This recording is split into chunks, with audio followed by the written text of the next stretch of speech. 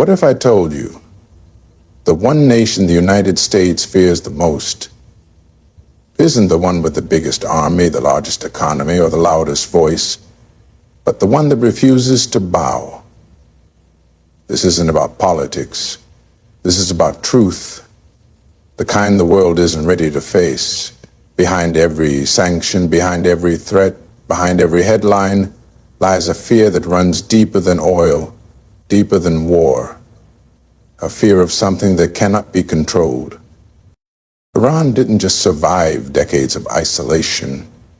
It redefined resistance. It didn't just fight back. It lit a fire that's spreading across the Muslim world. And while most nations crumble under pressure, Iran built power in silence, through sacrifice, pride, and belief. This isn't the story you've been told. It's the one they hope you never hear. So don't blink. Don't scroll. Don't look away. Because once you hear the truth, you'll never unsee it. This is why the U.S. fears Iran more than any other nation, the hidden truth. And by the end of this video, the whole world might just understand why. Iran's unshakable ideology is what truly sets it apart on the world stage. This is not just a nation with a flag and a government. It is a nation with a mission, a deeply rooted belief system forged through revolution, faith, and resistance.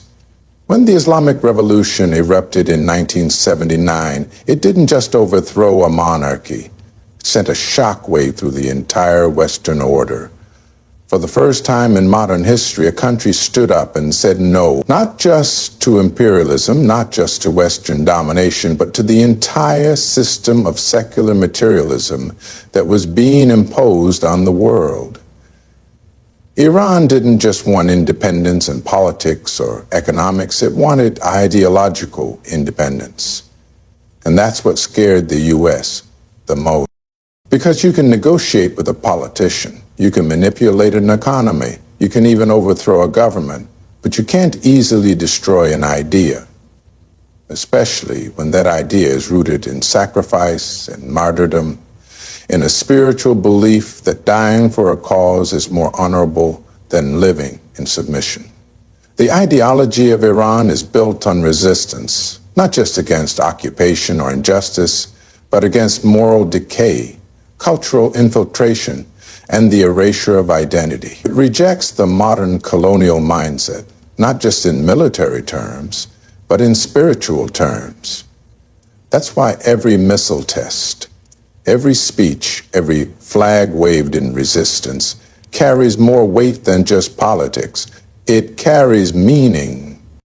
The United States operates through influence. It conquers without always firing a bullet, through Hollywood, through consumerism, through debt, through cultural narratives that erode tradition. But Iran is one of the few countries that built an entire system designed to resist that. It has its own media, its own scholars, its own heroes. And they're not chasing after Western approval. Iran's leaders don't want to be invited to the global dinner table. They want to build their own. That level of self-respect, that refusal to bow, makes the U.S. nervous. Because if one nation can do it, others might follow. This ideology also fuels Iran's foreign policy.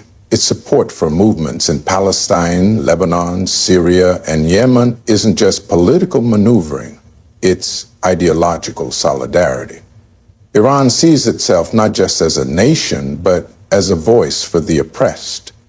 That's not the language of diplomacy. That's the language of revolution. And the West has no formula to tame that. This ideology turns every act of defiance into a spiritual obligation. It turns sanctions into badges of honor. It turns isolation into purity. And when you face a nation that doesn't fear your punishments, that doesn't envy your luxuries, and that doesn't seek your validation, you start to realize you're not the one holding power anymore. You're just reacting to it. That's why Iran's ideology is feared, because it can't be negotiated, it can't be bought, and it refuses to kneel. Iran's regional influence and resistance network is one of the most underestimated sources of fear for the United States. While some nations rely solely on traditional military power, Iran has cultivated something far more resilient and far-reaching: a decentralized alliance of ideologically aligned movements across the Middle East. These aren't mere proxies. They are partners in a larger vision of resistance. From Hezbollah in Lebanon to the Houthis in Yemen, from the popular mobilization forces in Iraq to loyal elements in Syria and even Palestine, Iran's presence isn't marked by bases or flags. It's embedded in the hearts and minds of fighters who see Tehran not just as a government, but as a beacon of defiance. This network didn't emerge overnight. It was built through years of shared struggle, joint sacrifice, and a unifying narrative: the rejection of Western occupation, Zionist aggression, and the oppression of Muslim lands. Iran positioned itself not as a distant superpower with orders to give, but as a fellow target of imperialism. This created an ecosystem of resistance where U.S. interests are constantly challenged, not only by standing armies, but by communities who view martyrdom and struggle as honorable paths. Hezbollah, for example, is not just a militant group. It's a disciplined, politically integrated, and socially rooted force that has humbled Israeli forces more than once. The U.S. saw this during the 2006 war, when a small band of fighters, trained and armed by Iran, managed to push back one of the most advanced militaries in the world. In Yemen, the Houthis, though poorly equipped and heavily sanctioned, continue to resist a Western-backed coalition, and their missile technology, quietly linked to Iranian innovation, has struck targets far beyond their borders. In Iraq and Syria, the fight against ISIS saw Iranian-backed groups doing what many Western-trained armies could not: hold ground, reclaim territory, and sustain morale under brutal conditions. What makes this network even more dangerous to American strategic interests is its ideological nature. These groups are not simply motivated by political gains. They are bonded through a shared cause: standing against injustice, reclaiming Muslim dignity, and rejecting foreign domination. They don't need formal treaties or embassies.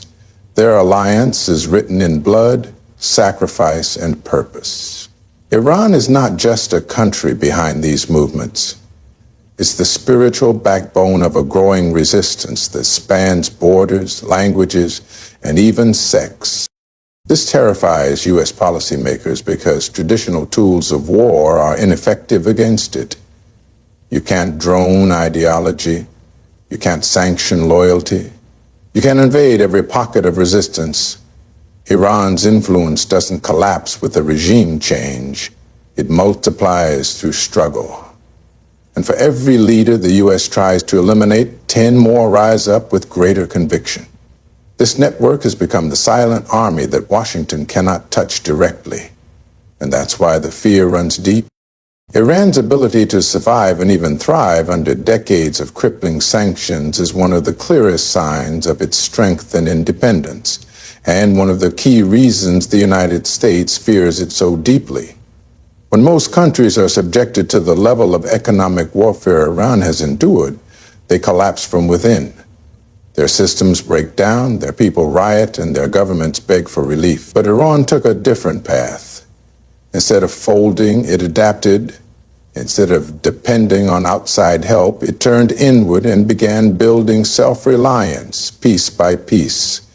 From agriculture to nuclear science, from domestic production to military manufacturing. Since the Islamic Revolution, Iran has lived under some form of U.S.-led sanctions, but it was after 2010 that those sanctions became truly suffocating. The country was cut off from international banking, oil exports were slashed, assets were frozen, and companies worldwide were threatened for doing business with it. The goal was to break Iran's will. But what happened instead was something Washington didn't expect. Iran's will got strong. Its scientists developed one of the most advanced nuclear programs in the region. Its engineers built drones and ballistic missiles that rival Western technology.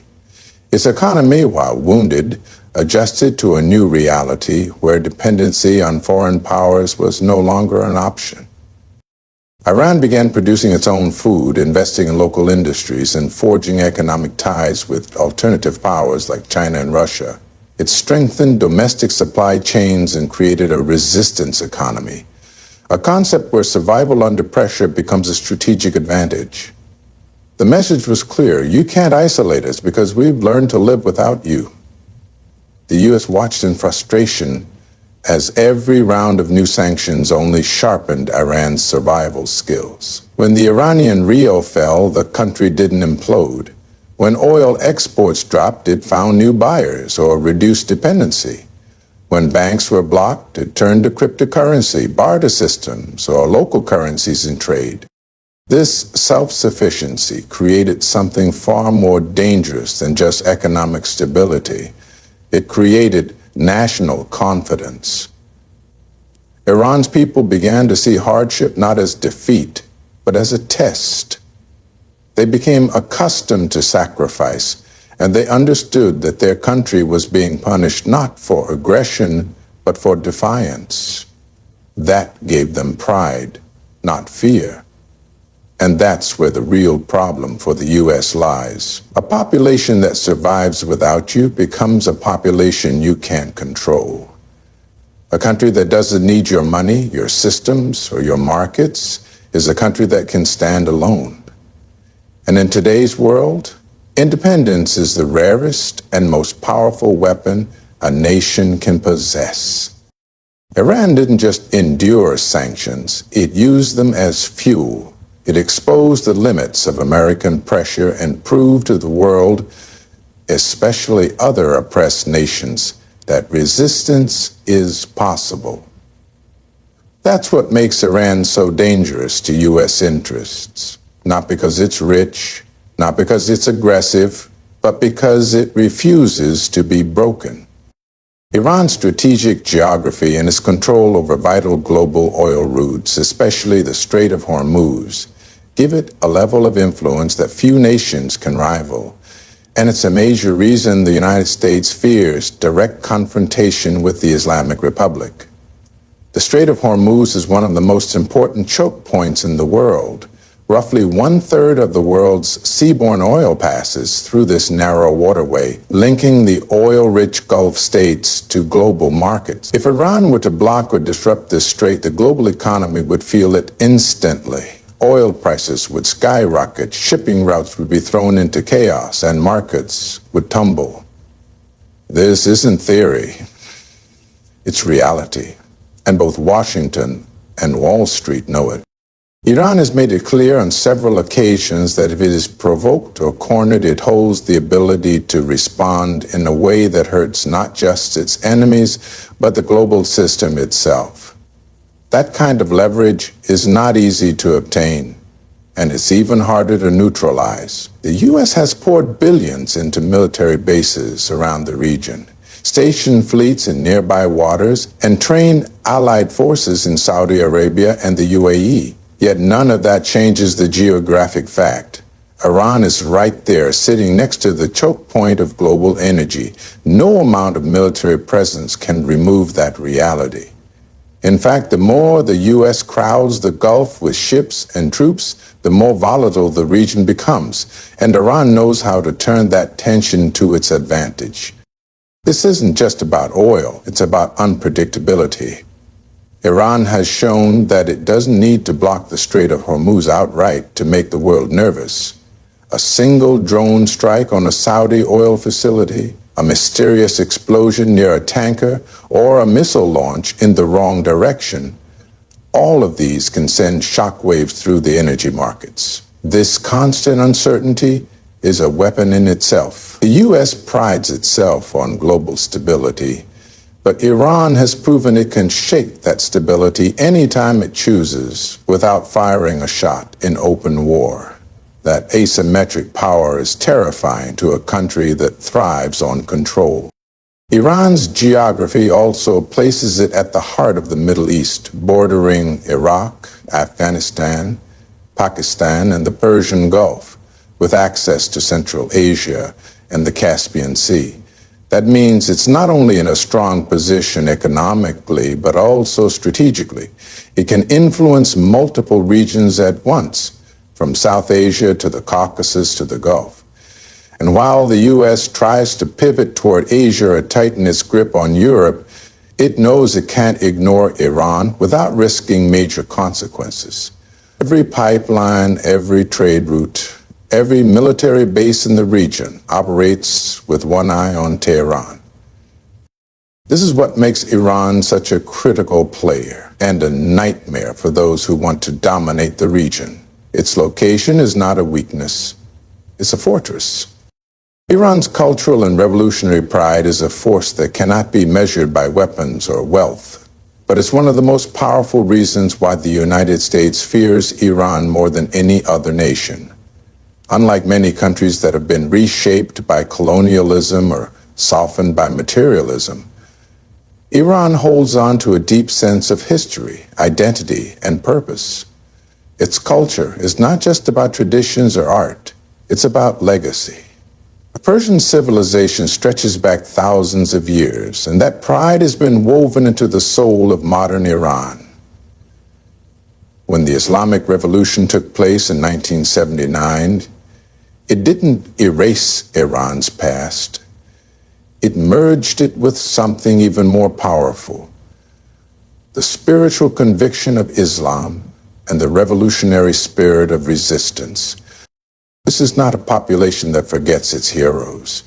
Names like Imam Khomeini, Qasem Soleimani, and countless martyrs are remembered with passion. They're not treated as politicians or generals, but as symbols of dignity and sacrifice. In Iran, martyrdom is not seen as a tragedy. It's seen as the highest form of honor.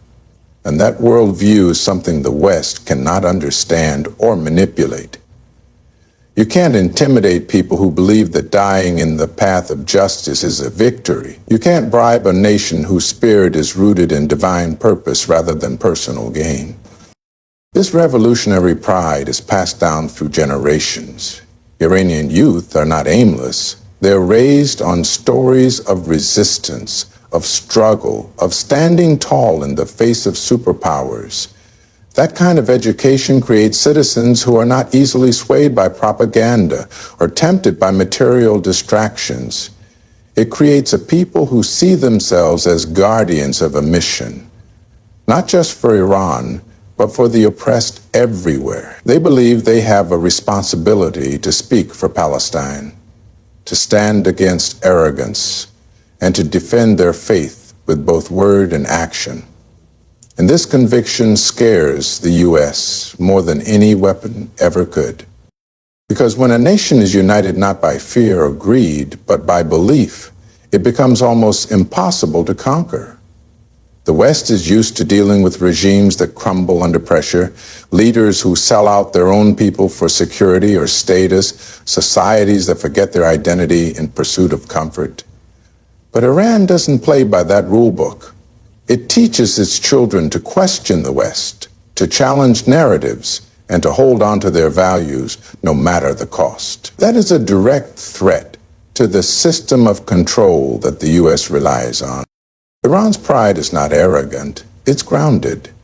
It comes from centuries of resilience, from battles won and lost, from the poetry of Hafez to the sermons of revolutionaries.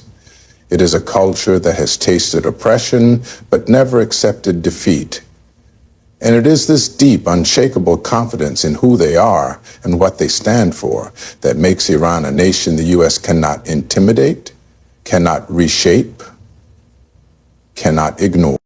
The greatest hidden fear the United States has regarding Iran is the potential for it to ignite a broader Islamic awakening, one that transcends borders, sects, and political divisions. Iran represents more than just a nation state. It embodies a movement that challenges the very structure of Western hegemony in the Muslim world. For decades, the Muslim Ummah has been fragmented, divided by colonial borders, weakened by dictatorships, and distracted by internal disputes. But Iran's resistance model, its unapologetic defiance, and its unwavering voice for the oppressed have begun to inspire something deeper, a sense of unity rooted not in nationalism, but in shared Islamic values and collective dignity. Iran has consistently supported movements in Palestine, Lebanon, Iraq, Syria, and Yemen, not just as political allies, but as brothers in faith and resistance. These connections go beyond Shia identity and into something larger, a unified front against oppression, corruption, and Western domination. Iran speaks a language that resonates with many Muslims around the world, a language of honor, sacrifice, and divine justice. While many regimes in the Muslim world align themselves with Western powers for economic or military support, Iran positions itself alongside the oppressed, even if it means being isolated, sanctioned, or vilified. This positioning has planted seeds of inspiration. Young Muslims in Egypt, Nigeria, Malaysia, and even the West see in Iran a different model, one that prioritizes sovereignty over submission, dignity over dollars, and principle over popularity. Iran's message is simple but powerful. It is possible to be a Muslim nation that stands tall, refuses to bow to imperial powers, and defends the rights of others without compromise. That message, if it spreads, becomes more dangerous than any missile or nuclear program. It threatens to awaken a generation that no longer sees Western values as the ideal or Western intervention as necessary. The U.S. doesn't fear Iran because of its military strength alone. It fears the idea of Iran becoming a spiritual and ideological center for Muslims worldwide, especially in a time when so many feel disillusioned by corrupt rulers and lost identity. The West has maintained control over the Muslim world by dividing it,